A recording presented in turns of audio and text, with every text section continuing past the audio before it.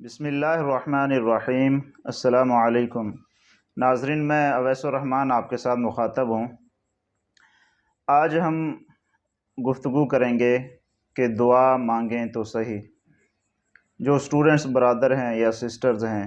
یہ any one کسی بھی شعبے کے ساتھ ان کا تعلق ہے، پریکٹیکلی لائف کے اندر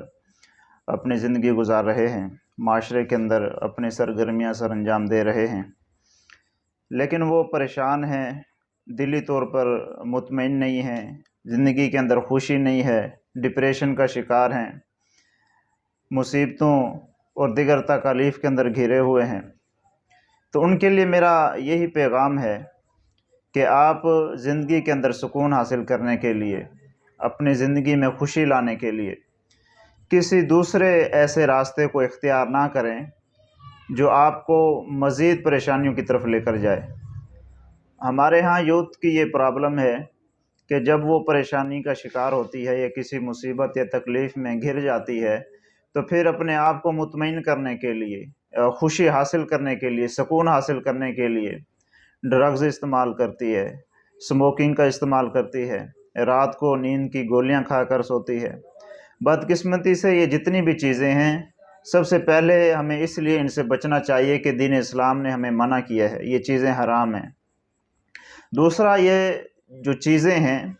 یہ حرام ذرائع ہیں، اور حرام ذرائع سے کبھی بھی آپ کو دلی سکون حاصل نہیں ہوگا۔ یہ چیزیں مزید آپ کو پریشانی کی طرف لے کر جائیں گی، جسم میں، آپ کے ذہن میں مزید بیماریاں پیدا کریں گی، جس کی وجہ سے مزید آپ مشکلات کا شکار ہو جائیں گے۔ سب سے آسان حل یہ ہے کہ آپ اپنے رب کے ساتھ جڑیں۔ اکثر جو یوتھ ہے ان کی کوشش یہ ہوتی ہے کہ جب ہم پریشانی کا شکار ہوں تو کسی سائیکالوجسٹ کے پاس جائیں، ان سے اپنا یہ پرسنل میٹر شیئر کریں کہ ہمیں اس پریشانی کا سامنا ہے، آپ ہمیں کوئی اس کا سلوشن بتائیں۔ تو کسی سائیکالوجسٹ کے پاس جانے کی ضرورت نہیں ہے، کسی بھی ایسے ڈاکٹرز کے پاس جانے کی ضرورت نہیں ہے کہ جس کے پاس آپ اس لیے جائیں کہ میں ڈپریشن کا شکار ہوں، مجھے زندگی کے اندر خوشی حاصل نہیں ہوتی، میں دلی طور پر مطمئن نہیں ہوں، میری زندگی میرے لیے مشکلات کا ایک بہت بڑا پہاڑ بن کر سامنے آ گئی ہے، زندگی گزارنا مشکل ہو گیا ہے۔ ان مختلف لوگوں کے پاس جانے کی کوئی ضرورت نہیں ہے۔ سب سے آسان حل، نہ آپ کا اس میں کوئی پیسہ لگے گا، نہ ہی زیادہ آپ کا اس میں کوئی وقت لگے گا۔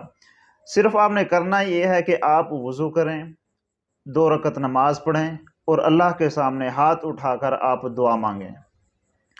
دعا مانگنا ہمارے یوتھ کے اندر بہت کم ہے۔ علماء کرام وقتاً فوقتاً اس موضوع پر گفتگو کرتے رہتے ہیں، لیکن بحیثیت مجموع ہم معاشرے کے اندر دیکھتے ہیں کہ اس عبادت کی بہت زیادہ کمی اور کمزوری ہے۔ ہماری یوتھ دعا بہت کم کرتی ہے، اللہ تعالیٰ سے بہت کم مانگتے ہیں۔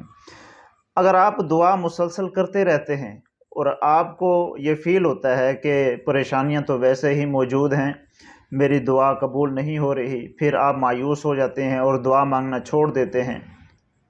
تو اس متعلق میں آپ کو ایک حدیث بیان کرتا ہوں۔ اللہ کے نبی صلی اللہ علیہ وسلم فرماتے ہیں کہ جب بندہ اللہ تعالیٰ سے مانگتا ہے، دعا کرتا ہے، تو جو چیز اللہ تعالیٰ سے وہ مانگ رہا ہوتا ہے، پہلے تو یہ ہے کہ اللہ تعالیٰ اس کی دعا قبول کر لیتے ہیں، اور اس کو وہ چیز، وہ جائز تمنا جو اللہ سے اس نے امید رکھی ہوتی ہے، مانگتا ہے، اللہ تعالیٰ وہ عطا کر دیتے ہیں۔ اگر اللہ تعالیٰ وہ دعا قبول نہیں بھی کرتے تو اس انسان کی زندگی کے اندر جو مصیبت یا پریشانی مزید آ رہی ہوتی ہے، اللہ تعالیٰ اس دعا مانگنے کے ذریعے اس پریشانی کو اس سے ختم کر دیتے ہیں، مصیبت کو ٹال دیتے ہیں۔ تیسرے نمبر پر، اگر ایسا بھی نہیں ہوتا تو کل قیامت والے دن آپ کی ان مانگی ہوئی دعاؤں کا اجر اللہ تعالیٰ ضرور دے گا۔ کسی بھی صورت میں آپ کی مانگی ہوئی دعا اللہ کے ہاں ضائع نہیں ہے۔ اور اگر آپ دعا مانگتے ہیں، اللہ کا ڈر آپ کے دل کے اندر آ جاتا ہے، آپ کی آنکھوں میں آنسو آ جاتے ہیں، تو یاد رکھیے یہ اللہ تعالیٰ کا بہت بڑا آپ کے اوپر انعام ہوگا۔ اللہ کے نبی فرماتے ہیں کہ کل قیامت والے دن 7 قسم کے لوگوں کو اللہ تعالیٰ عرش کا سایہ نصیب کریں گے۔ ان میں سے ایک وہ شخص بھی ہوگا جو تنہائی کے اندر اللہ سے دعا مانگتا ہوگا اور اس کی آنکھوں سے ایک دفعہ بھی اللہ کے خوف سے آنسو بہہ پڑا ہوگا، تو اللہ تعالیٰ کل قیامت والے دن اس آدمی کو بھی اپنے عرش کا سایہ نصیب کریں گے کہ جس دن کوئی سایہ نہیں ہوگا۔ اللہ کے علاوہ کوئی مدد کرنے والا نہیں ہوگا، تو اس دن بھی یہ دعائیں آپ کے کام آئیں گی۔ اور دعا ایک عبادت ہے، جس طرح ہم نماز پڑھتے ہیں، روزہ رکھتے ہیں، زکوٰۃ ادا کرتے ہیں، سچ بولتے ہیں، وعدے کی پاسداری کرتے ہیں، امانتوں کا خیال رکھتے ہیں، بڑوں کا احترام کرتے ہیں، والدین کا احترام کرتے ہیں، جتنے بھی ہم یہ چیزیں اللہ کا حکم سمجھ کر بجا لاتے ہیں، اس پہ ہمیں نیکیاں ملتی ہیں، یہ عبادات ہیں۔ اسی طرح دعا مانگنا بھی عبادت ہے، بلکہ اللہ کے نبی صلی اللہ علیہ وسلم نے تمام عبادات کا نچوڑ، تمام عبادات کا مغز دعا کو قرار دیا ہے۔ اور اللہ کے نبی فرماتے ہیں کہ ان ربکم حی کریم یستحیی من عبدہ اذا رفع یدیہ ان یردہما صفرا، کہ جب بندہ دونوں ہاتھ اٹھا کر اللہ تعالیٰ سے دعا مانگتا ہے تو اللہ تعالیٰ کو بھی شرم آتی ہے،